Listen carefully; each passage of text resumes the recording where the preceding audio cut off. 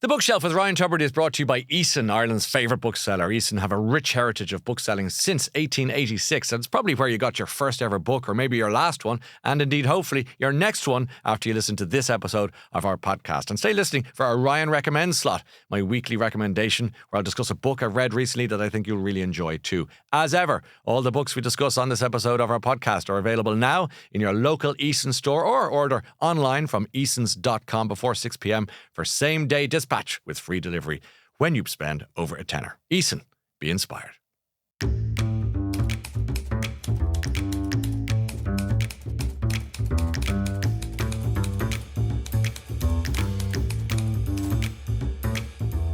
Welcome to the Bookshelf with me, Ryan Tubridy. Today we're in the presence of an icon, a real icon of Irish film and television. It is the legendary Colm Meaney, with his career spanning decades from his unforgettable roles in Star Trek to Irish classics like The Snapper, The Commitments and Intermission, of course. He's given us performances filled with a lot of heart, a lot of grit, and a huge amount of profanities, all of which we love, and an unmistakable Irish charm. Today we're going to talk to him about life as a reader rather than an actor, and we're going to talk about 3 books from your very own shelves, Colm Meaney. How nice to see you. Welcome to the Bookshelf. Thank you, Ryan. What an introduction. I'm blushing. You're back home on home turf from Ireland. It's a country you don't live in anymore necessarily. But I haven't really lived here for 40 odd years. But I've always been in and out. I've always, and especially since The Commitments. I mean, there was about 10 years, the early 80s to early 90s, where I was kind of in America pretty much all the time. But then Alan Parker, rest in peace, dear old Alan, he brought me back for The Commitments, and that, from then on, I kind of reconnected with her and did a picture every couple of years or so. Do you? And then you live in Spain, of course. Well, we don't know. I don't know where we live. Where do you live? I don't know. I remember our younger kid said to us one time, saying to a babysitter. We were out, and the babysitter told us they watched The Hunchback of Notre Dame, and she, and it was about 3 or 4 at the time, and said, "Why did they not like Esmeralda?" Well, because she's a gypsy. What's a gypsy? Well, a gypsy is a person who travels around, and we travel around. Yeah, but a gypsy doesn't have their own house or anything like that. Well, this is not our house. We were staying in the hotel at the time. This is not our house. Went through a whole day, and it just reinforced for us that, yes, indeed, we are gypsies. Your peripatetic existence. Yeah. But mostly in Spain. When I'm not working, I'm in Spain at the moment. What do you do when you're in Ireland? What do you like to do? What do you connect with? Well, I'm usually fairly busy. Like, I'm here promoting a picture this time, The Problem of People, with Paul Reiser, who also co-wrote the picture. And it's a lovely comedy, and I'm delighted to do it. It was such a pleasure shooting it, and now it's a pleasure to promote it because it turned out really well. So I'm usually kind of busy, and then I see friends, and I like to take odd trips out of town. I like to just get in the car myself and go, down to Limerick or go driving. Yeah. Tell us about the new movie. I mean, it looks beautiful. Yeah, it is. It's called The Problem with People, and it took. Paul had sent it to me. It must be 4 years ago now, and it took a couple of years to get it read. I mean, I read it, and with a little bit of trepidation, I have to say. Like American takes on Ireland can sometimes be a bit. Yes. Why don't you give us the pitch? What is it? Darby O'Gillish. Yeah, I understand. It's about. Des Keogh, who I was so thrilled to work with, the legendary Des Keogh, plays my father, and he's dying. He says, but he's been saying that for 20 years, and but his dying wish to me is he watches all these problems like the Middle East, wars everywhere, and he says our own family is no better. He says we have your grandfather and his brother never spoke to each other. The other brother went to America, and they never spoke to each other again. And it's terrible. And you have cousins in America you never spoke. Go and get in touch with your cousin in America, and invite him over. So I do, and the cousin is Paul Reiser, and Paul comes over to visit.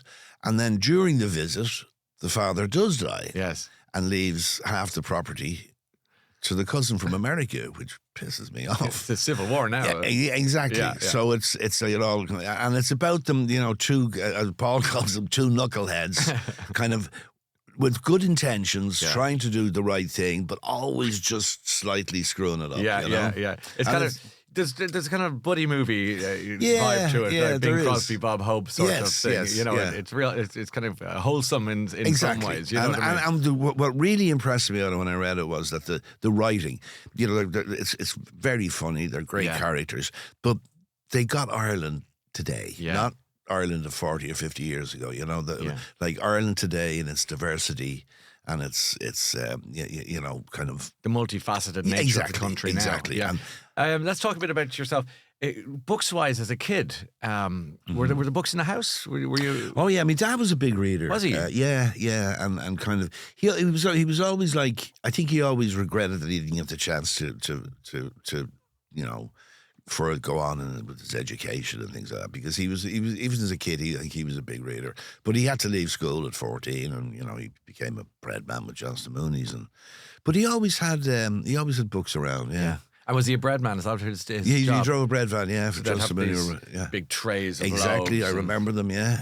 I used to, we'd go helping sometimes his route was mostly kind of Cabra area and some big Mater Hospital canteen and things like that. Some big customers, But there was, and loading up the van in the morning was, off the racks, these big boards of bread, Yeah. And of course the boards of cakes. Now we're talking. Yes, exactly. And were there benefits now from the dad's job? There was cream buns and donuts. And, yeah, it's good stuff. I can actually smell the bread off the van. Yeah. Was he a happy man, your dad? I think he was. Yeah, he was kind of a bit melancholic, I think, but he was. He was. He was he kept to himself, but he very careful man, and his sort of mantra was all things in moderation. Oh, interesting. Yes. Yeah. And I said include moderation. I just that idea of him being the bread man with the books, that kind of that sticks with me, because I wonder, is it sometimes very frustrating for somebody like that who might be looking around him going, I could be doing something so much more different if I had the chance. Yeah. Why didn't I get the chance? No, I think that was very much. Do you think there was a bit of that involved? Very much so. Why do you think that? Well, I mean, I think the fact that, just when he was 14, it was like, there was I think 6 brothers and sisters, and he just had to go out to work, He was the eldest. That was the way of things. Yeah, 1930s, Yeah. You had to go to work, and he was very good at maths. He was very good at he kept he'd keep the account books. Yeah. The van driver would keep the account books for the customers, and they were immaculate. Yeah. It was beautiful figures and always dead on, and always sharpening his pencil, and just very meticulous. And later, he became the treasurer of the credit union, the Johnston Mooney O'Brien Employees Credit Union, and that gave him a lot of satisfaction, I think. He got somewhere. Yeah, doing the books for that was like a serious, responsible job. I like that. There's a sense of achievement and elevation. Yes, very much so. Yeah. And your mum? She was at home. She was cooking 3 meals a day, extraordinary meals. The food we ate were just phenomenal. I mean, that was a great gardener as well. Yeah. So most of our vegetables and stuff came out of the garden. And he would have kept pigs and chickens if he could, but the mother drew the line there. She said no. But she was, I know you're very close to your mum. Yeah. Tell us a bit about her. Well, somebody said to me recently, a neighbour up in Glasnevin where she lived, after my dad died for the last 20 years, we moved her down to a house by the Botanic Gardens, and somebody said to me recently, who I didn't know, would have known my mother that well, but said to me, "Your mother was a very funny woman," and she was. She'd have me in, convulsions. She once described to me a trip to my older brother Liam arranged them to buy for a new car. The company Liam worked with got their cars from a garage down in Tipperary, and he said my dad was going to buy a new car, so he said, "I'll sort that out if you get you a good price down the garage in Tipperary." Okay, so my father and my mother went with Liam down to the garage in Tipperary and drove the new car home. And my mother described the trip home to me. And it was because my father was like, she said, "Jeez, you think he was getting into the cockpit of a jumbo jet or something, where is this? What's this? All the different switches and things and all that." Anyway, they take off and they're following Liam. And she said the heater was on and he couldn't figure out how to turn the heater off. She says, "Oh, jeez, I was melting. I was being roasted alive in the car." So I rolled down the window, but the handle came off of my hand. Right? Jesus, what am I going to do now? And so she was hiding the handle behind her handbag. And she said the head was blown off me here. I was being burnt in the face on this side. And I couldn't tell him that, and I was hoping Liam would pull over, in front. That was her trip home with the new car. Just had me on the floor. Oh. They're the kind of stories she tell you, So she was a bit of devilment in her. Oh, absolutely, yeah. When did you, when you started to become well known, was she into it? I mean, she loved it. What did she? Oh, she loved it. Yeah. I mean, I always enjoyed taking her places and I took her to the Venice Film Festival a few times, and I took her, used to come here to the IFTAs and out to your show, Yes, yeah. Great company. Yeah. And obviously somebody you could bring out with you to different functions because she'd really enjoy it. And you got a sense that she enjoyed your success. Very much so. Isn't that lovely that she could play part of it and all that kind of thing? And what happened to your mum in the end? Can I ask you with her? Well, she was 95. Yeah. She was, and she was at home until about a year and a half before she died. Yeah. And just various infections and, eventually the heart gave away. Yeah. So. And 95, That's a fine age. Isn't it? Yeah. I would say people say it's a big age, but regardless, your mother's your mother, and it's hard to say goodbye. Yeah. And you miss her. Very much.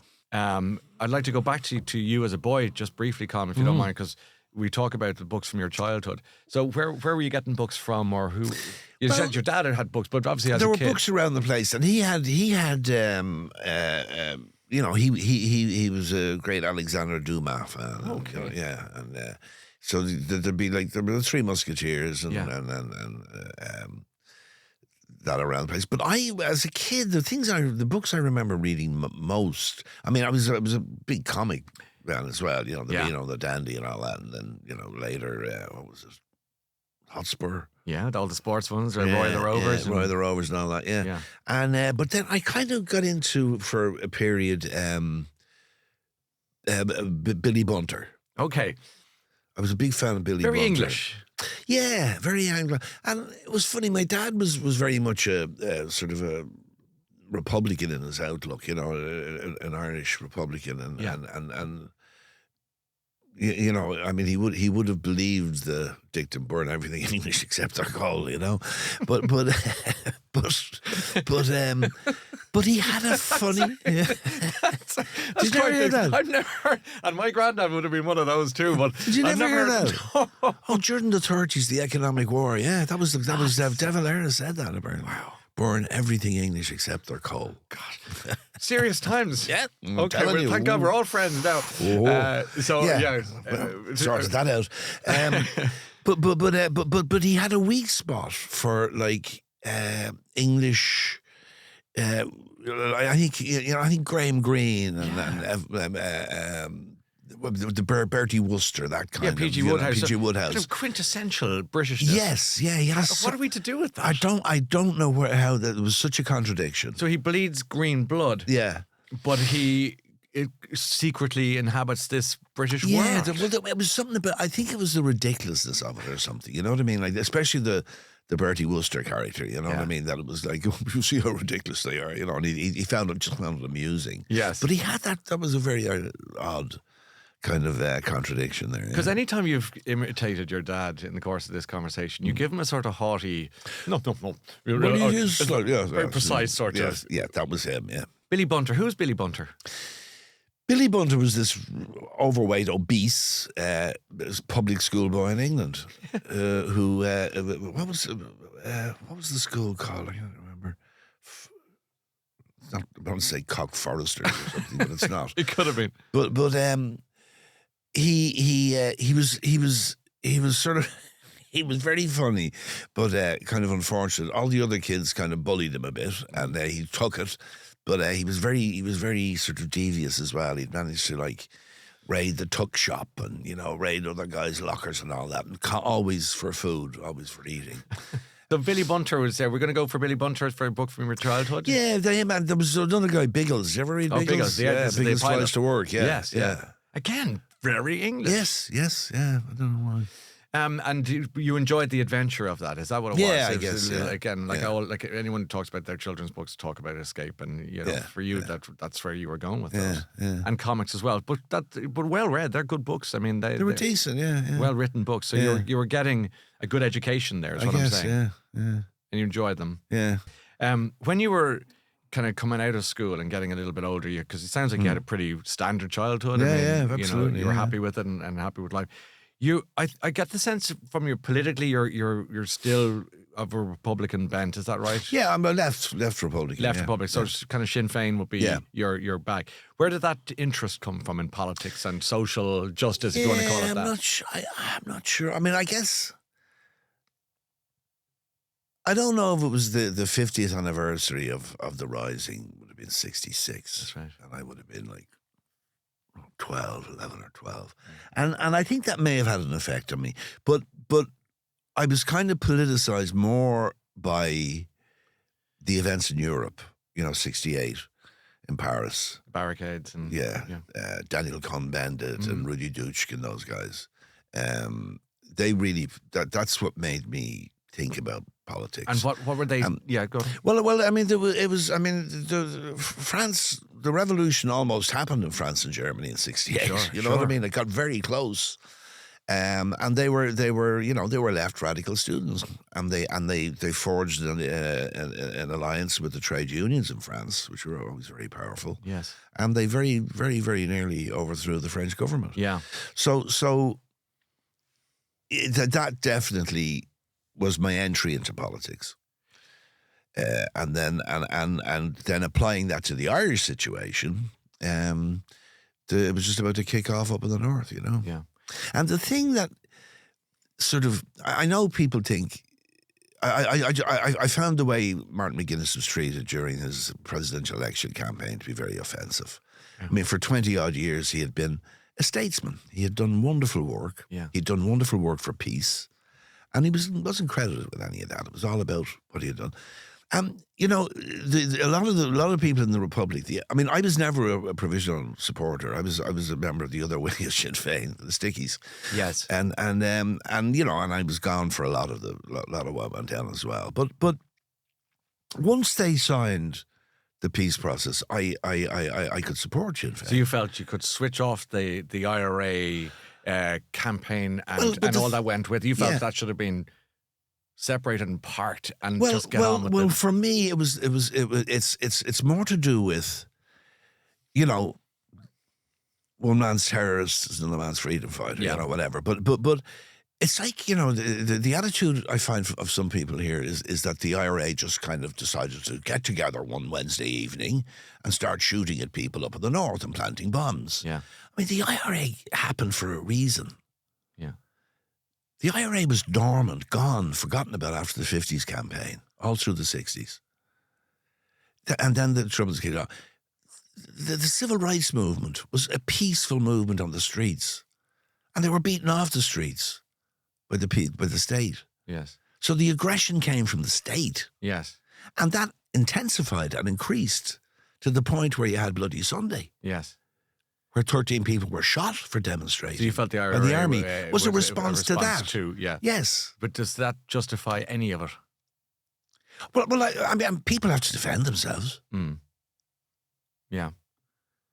And why do you think people get so annoyed when they hear your line of belief and they say, well, there was a lot of death and there was a lot of horror. There was a lot of death. There was a lot of death caused by. But I mean, if there had been a negotiation with the civil rights movement and reforms then in 68 instead of belligerent, no surrender from the other side. Yes, you could perhaps have avoided the whole thing.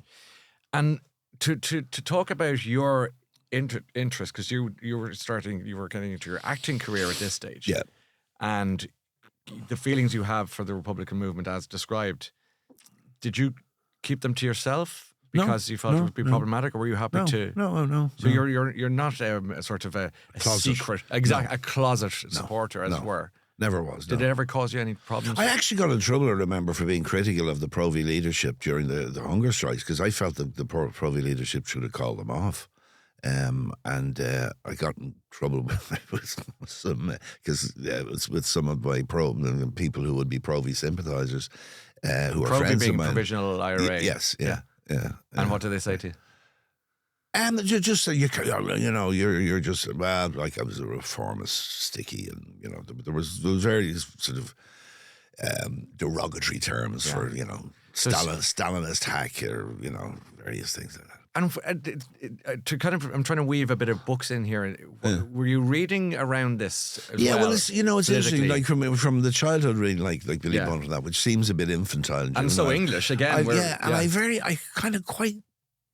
There was a flip around 11 or 12, where I just went into things like trying to read Marx, trying to read, reading Hermann Hesse, or authors like that, because a book that really affected me in my early teens was Narcissus and Goldmund. Right.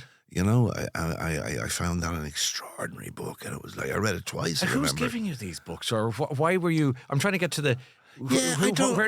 How did you end up going down this particular road? It's intense reading for someone so young. I don't know. Because it wasn't an uncle or a friend or a teacher. No. You just took it upon yourself. Reading, seeing the news, or. I think it was like wandering around, but I used to like spending time in bookshops, maybe I like the cover, maybe. You just veered towards this section. Yeah. And you were reading all this book, so it was all getting under your skin and into your brain. And what were you identifying with? What were you taking from them? Well, I think I was identifying some kind of freedom or something, something. Because Ireland at the time, don't forget, was a very repressed society, and the church ruled the We're in rulers. 1970, early 70s. Oh, earlier even. We'd be like late 60s. Okay, so you're back to this 68 sort of time. Interesting time in the world. You had Kennedy assassinated, Bobby, and Martin Luther King assassinated in America. A lot going on. Yeah, France, and I kind of went like around 11 or so. I went from being an altar boy to being an atheist. Like, you are a man of many leaps. Well, yeah, that was definitely the most, I guess, the most important transition in my life. When did God disappear from your life? Why atheism after all that altar boying? Well, I wasn't a very good altar boy. I mean, I it's kind of, it was a bit of a lark, and, you did it for a bit. And then I used to pretend to have a bad knee because I couldn't, things like that, I couldn't kneel. Those kinds of things. So no, I quit that. I mean, I suppose I quit the altar boying a bit earlier, but by about 11, I was like, I don't believe this. I don't believe any of it. Very young to have such a, especially in such a, what it was essentially a theocratic state, exactly, Ireland. Yeah. Was this just 11-year-old Colm Meaney knowing his own mind, or again was it your mum or dad saying, this thing is nonsense, or where was it coming from? No. My mother and father were not religious particularly. Interesting, but they did pretend to go to mass. So they played the game. Yes. I mean, my mother did go to mass, but she couldn't stand those, like. Look at her over there polishing the brasses in the church and all that, and putting the flowers in the altar and all. She didn't like any of that. Yes. Ostentatious, showy religiosity. So I don't know if that may have had some effect on me, but I don't know. But. And now you're reading Karl Marx, you're reading all these political philosophers of the left. You were drawn to the left of politics. You're looking at the news.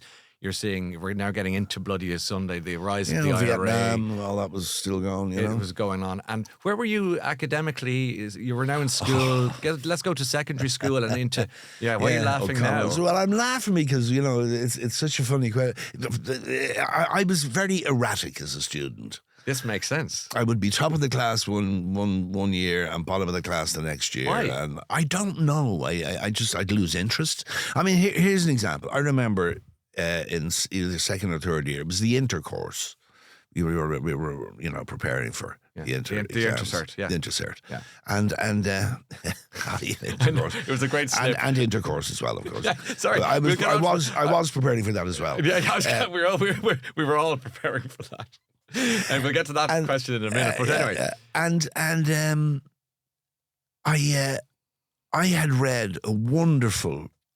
There was a question on I guess it was a test paper we got. It wasn't the actual intercert exam. It was a test paper in the class for a question about, because we had studied the growth of fascism in Europe in the 20th century. Still there as a leaving cert question. Yeah. Great question. Is it? Yeah. Still going. I had just read a book, and I can't remember who it was by, but about the role of the Vatican and Pius XII, especially in the growth of fascism. Yeah.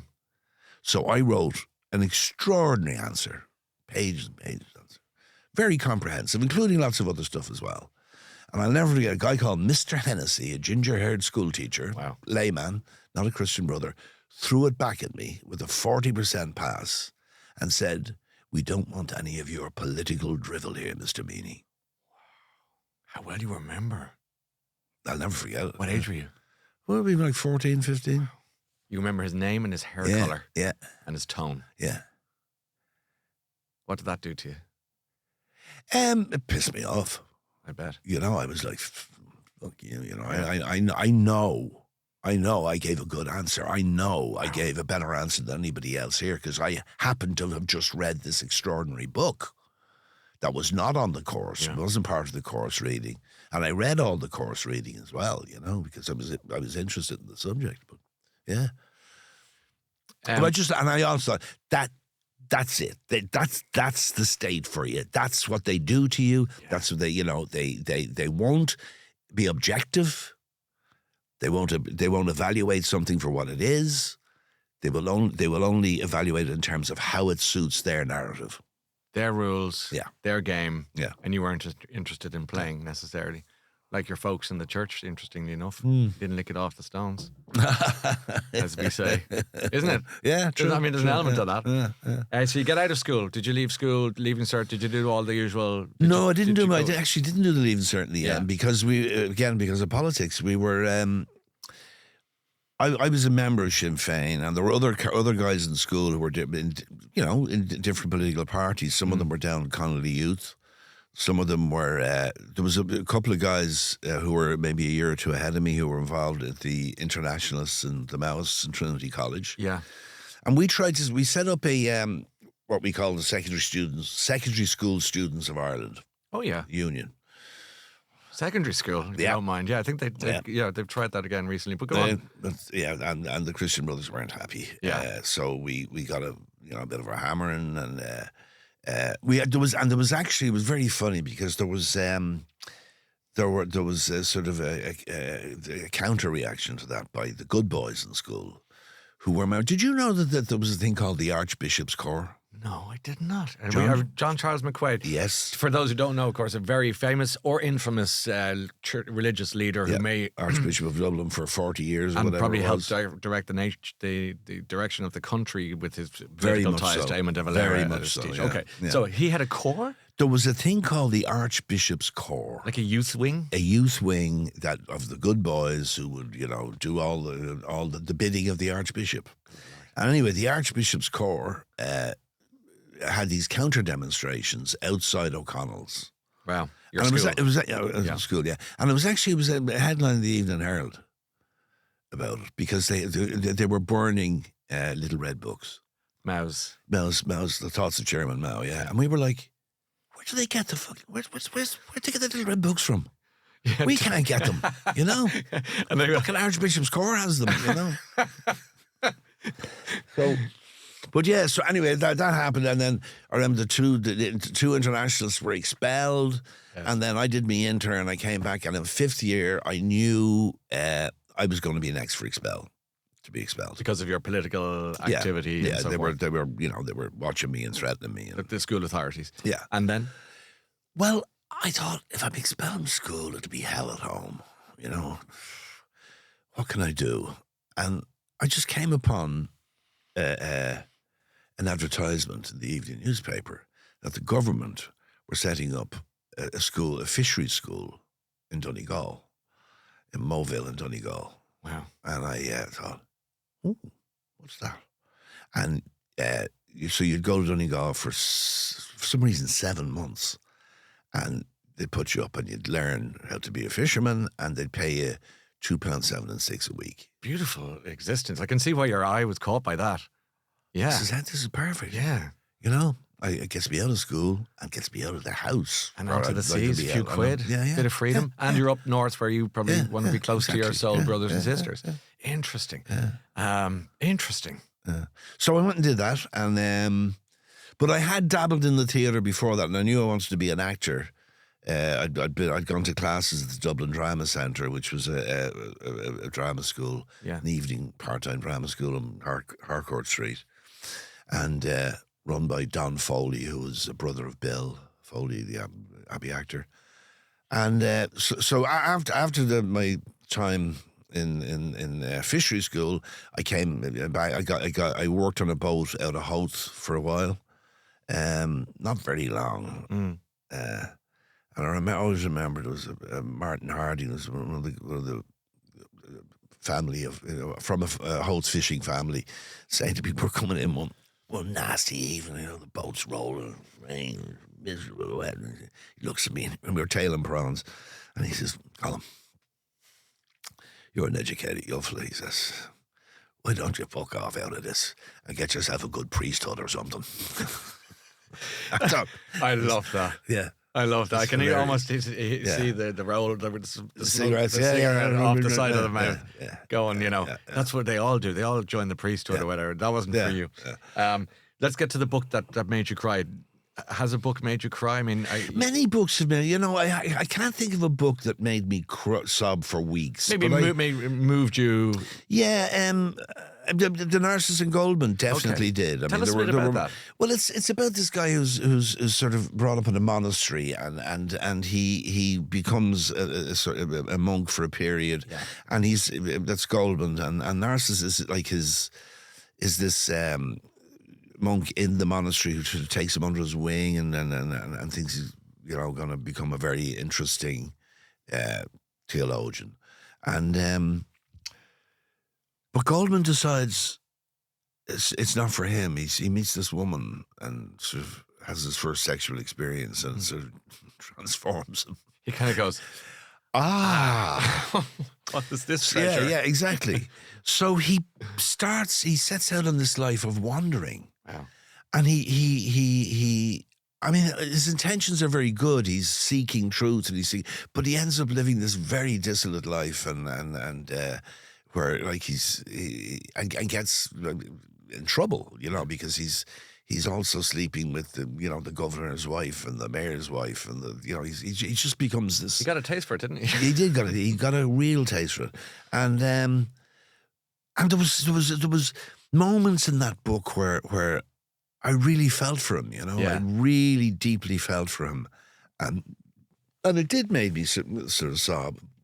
What were you connecting with? What? Well, I think it was that thing of like that I said earlier about when you asked me what was I looking for in as a teenager, and yes, by delving into politics and I suppose philosophy in a sense as well. But I think freedom. I think I identified with his leaving the monastery and suddenly realizing, wow, there's this whole world out there, and his like he had many opportunities to do kind of useful things. Like he apprenticed to an artist, to a sculptor, and he was very talented. And the sculptor wanted him to stay, and he said, "No, the road is where I have to be on the road." You've described I'm thinking of the question you got when you were starting our chat from your daughter about are we like those people who travel everywhere around the world? Yeah. This is can't you see a lovely connection? There's definitely an echo of your pursuit of difference and liberty, freedom, and escape. On the move. It's a peripatetic. You love moving around. I guess I do, and it's an actor's life. Yeah, very much. But also, just before we go on, a book that made me laugh until I cried. I like that. Cry laughing. Yeah. This was Bruhaha, Ardal O'Hanlon. Ardal O'Hanlon, people will know as Father Dougal and Father Tep, but also a fine writer in his own. He is a wonderful Yeah, writer, yeah, and a very, Bruhaha. I don't know why, a very underestimated writer, I think. This was like almost Flann O'Brien territory to me. Okay, so absurd sort of. Lovely, wonderful, absurd stuff. Yeah, yeah. In moments, but a very clear, solid narrative as well. But it's beautiful writing, and it really, truly, he had me on the floor a few So times. we'll give you two then for this slot. Okay, that's Cry that. laughing and cry engaged emotion. Yes, That's great. I love yeah. that. I'm going to bounce a bit on then, because you're now on the boats, and the fella's telling you to get off the boats and go and become a priest, and you're dabbling with acting. Had you any idea? Were you kind of a lost soul, or were you very content and just going, I'll just keep going until I hit the right wave? I mean, Yeah, I it think doesn't sound like you had any massive. No, I didn't have a plan. I didn't. Yeah. No, I think it was the latter. But the way it changed for me was I was fishing out in Howth. Yeah. And I'd get the 31 bus out. Or if we come in on the weekends. If we weren't out fishing on the weekend, anytime we come back into town, it'd be the 31 bus, and it went from outside the Abbey. Great, the National Theatre here in Ireland. Yeah. And I would, I came in off one Saturday morning off the boats and decided, I went into the lobby of the Abbey, and I always remember at the box office, Mrs. Cook, who remained in the box office. I got to know her very well over the years. She must have been another 25, 30 years there. But Mrs. Cook was, and I went to the box office window and I said, "Excuse me, how do I join the School of Acting?" And she said, she said, "Look, that man coming in the door there now, that's Father Lamb." Okay. Right? He's the head of the School of Acting. And go and talk to him. Yeah. And she was really encouraging, Yeah, Mrs. Cook. conspiratorial. Yeah. So I went over and I said, "Excuse me, Mr. Lamb, I want to apply for the School of Acting." That's Father. I think he was a frustrated Cyril Cusack in some ways. Okay, Yes.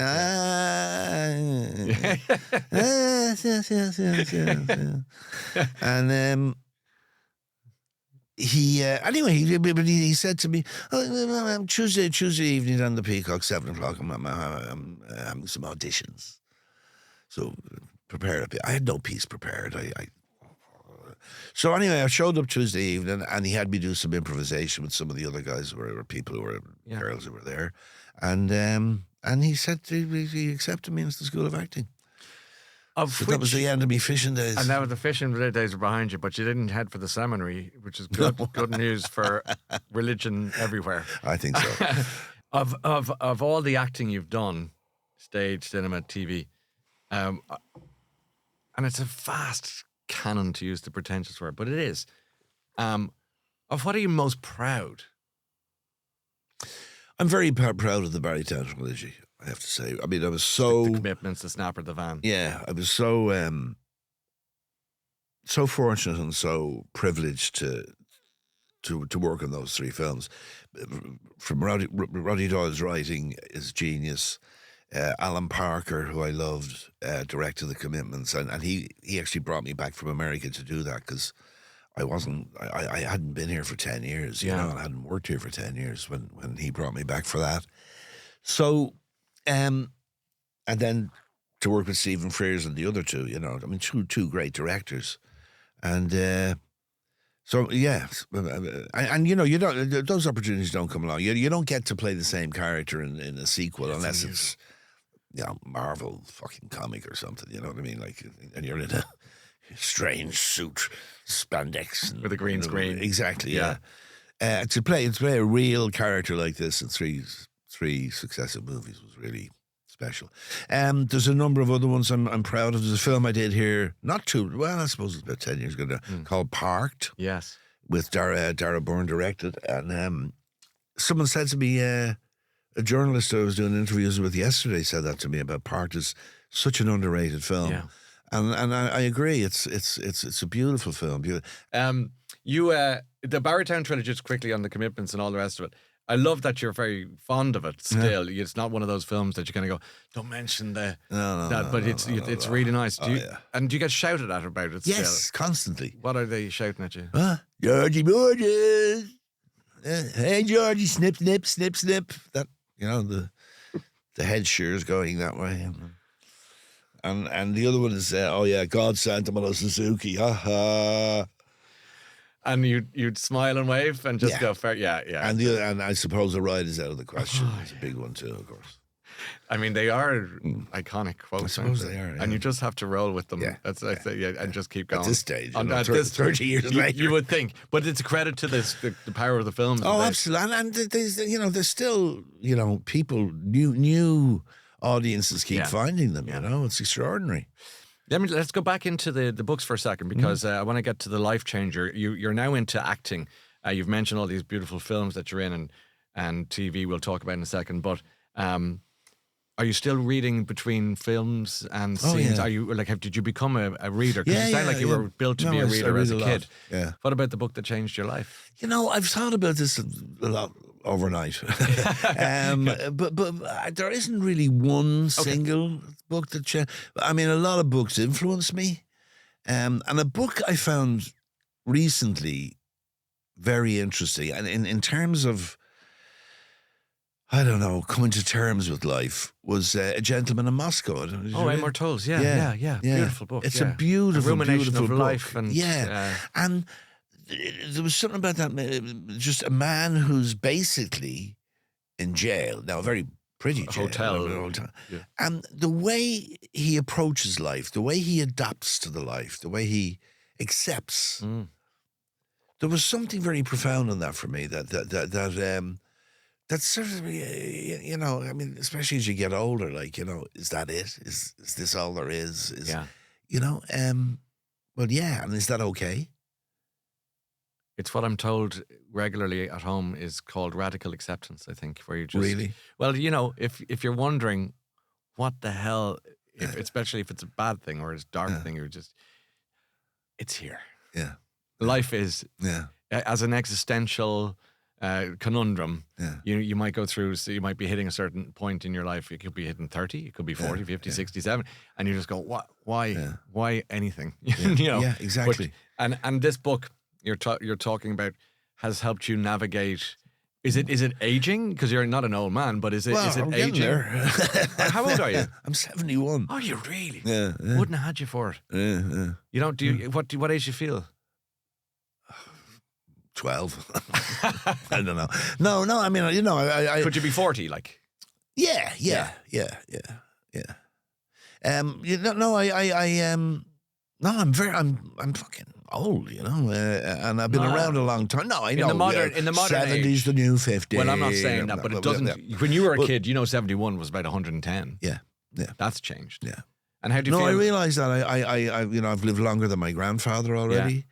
I'm nearly as old as my dad was when he died. What does that feel like? Good. Good, actually. I hadn't thought about it before, but I'd love to live longer than my dad. I'd love my dad to have lived longer. Yeah, he died quite young. He was, 76 was a good age. That is young in many ways. Considering your mum was, yeah, and he was a fit man. He was like good. He didn't smoke. He drank in moderation, as he said he would. Absolutely, he practiced what and he he preached. kept. He did. Gentleman in Moscow, nice choice. Well, it doesn't sort of suggest itself obviously as a kind of life-changing. Yeah. It's just a beautiful story, beautifully told. But it really did make me think about that thing of radical acceptance, just that it's okay. It's okay. You may not have achieved everything, but you've achieved a certain amount. You've had these relationships. You've had, life has been pretty rich and full. Yes. So it's good. Yeah. Nice. That's a nice place to be. Yeah. You're not kind of going a wish. No. Not at all. I like that. Yeah. In terms of we're kind of heading out the back door here just to say goodbye. But before I do that, you had a joke there earlier on, or you were commenting about Marvel films that you got to play the same character in 3 great movies that didn't involve a green screen or whatever. You did the Star Trek story. You were in The Next Generation and Deep Space Nine. Deep Space Nine. How does that feel, looking back on that as an experience? I mean, you were part of a really important TV show. And I know some people say, "Oh, Star Trek." I'm a fan, so I respect it. I think I think it was really smart. And so many people. I mean, where was I? Recently, like in the last few weeks, at the London Film Festival and the Rome Film Festival, and we were down in Cannes for a series I've just done for the MIPCOM thing, where promoting the series, and 2 people came to me and said things like, "I'm a nuclear physicist because of Star Trek." Wow. And another guy was a doctor of I can't. He told me a speciality because of Star Trek. I mean, it's extraordinary that it had it was. I mean, I was not into the genre of science fiction in any way, but I learned so much doing that show in terms of, because the way I think Roddenberry's genius was that he used that genre to comment on today. Completely. He shoved the monsters and the planets and everything up front, but actually there was a complete commentary on society and politics behind it. We did one episode, I remember, that was on Deep Space Nine, where it was we were traveling back to 2084, I think, to and Los Angeles, and there was this massive area of Los Angeles that was all fenced off. It was a camp for the homeless. Wow. And the homeless were called the Gimmies. Gimme. Gimmies. Isn't that something? And I remember reading this episode before we shot it and thinking, this is terrific. This is really good stuff, That's like Margaret Atwood stuff. Yes, exactly. Exactly. Handmaid's Tale, Gilead sort of carry on. Yeah. Which is a sort of science fiction. It's dystopia. Yeah. I think dystopia is just basically posh people's way of saying science fiction. You know what I mean? It's a bit haughty, but we know what we're all doing here. Exactly, yeah. We're going to talk about the name of the autobiography you haven't written yet. And where are you on the idea of an autobiography? You're 71 years old. You've had a storied career. Your really interesting life that you've been talking about. That it's a book, but the question is, would you write it? And if you would, what would you call it? I can't see myself writing it. No, I wouldn't. No, I'm not a writer. I know. I mean, you never say never to these things, to anything really. Never say never to anything. Yeah, of course. Try it once. That was my next question. But I can't see myself doing it. No. I was having a laugh with my daughter this morning, Brenda. Pass on my best. I will. And she was saying, "How about errant flatulence?" What? You just farted. That's a first for the show. That we've heard that. Yeah. Colm Meaney, it's been so good to talk to you. You're in Dublin and you're promoting your new film. It's called The Problem with People. It's a good title. It's a great title, and you've described it beautifully. And people can not only watch the trailer to get a taste of it, but then obviously go and see it. How many interviews did you sit down in front of people yesterday to do? I believe we did 38. What's your maximum record in a day to promote a film? It was like the early mid-90s film called The Englishman Who Went Up a Hill and Came Down a Mountain. Yeah, with Hugh Grant. And since we'd shot the picture, Four Weddings and a Funeral had just come out, so Hugh became this big star, and we did. I think I did 71 and Hugh did 72 in one day. In one day in a hotel in New York City. How many have you done today? Just the one. But what an interview! What a pleasure, Colm Meaney. Thank you. You're welcome. Thank you. So good to see you. So here's this week's Ryan Recommends, brought to you by Eason, Ireland's favourite bookseller. I'm going with Kate Summerscale's book, The Peep Show. The Peep Show is all about the murders at 10 Rillington Place, murders that actually happened and that were followed by the world when they were occurring in the 1950s. It's an extraordinary court case and trial that is so brought to life so well by Kate Summerscale in this book, the way she did it with the 19th century story of the suspicions of Mr. Whicher. So here she is again, but this time in 1950s London. If you like true crime, if you like great writing, if you like a great narrative and a true story, like I say, that's the book for you. And this book and all the books we discuss on this episode of our podcast are available now in your local Eason store, or you can order them online from easons.com before 6 p.m. for same-day dispatch with free delivery when you spend over a tenner. Eason, be inspired.